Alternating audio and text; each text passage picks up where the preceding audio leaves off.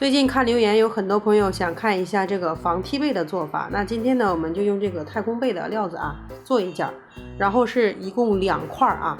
第一块呢短一点，它的宽是2尺，第二块呢宽呢也是2尺啊。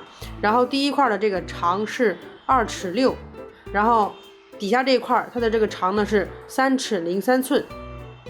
接着你准备一个布条，然后把你裁剪的这个毛边给它包边缝制上啊。这样包边给它缝制好之后呢，然后我们从这块短的，然后从上往下5寸的地方标记一下啊。然后你可以从这个5寸往下准备一个拉链，然后把这一圈都给它缝制上啊。你要是不想缝制拉链，直接呢用缝纫机把这一圈缝制上也是可以的。我的2侧啊是缝的这个拉链，你到时候开的时候比较好开啊，比较方便。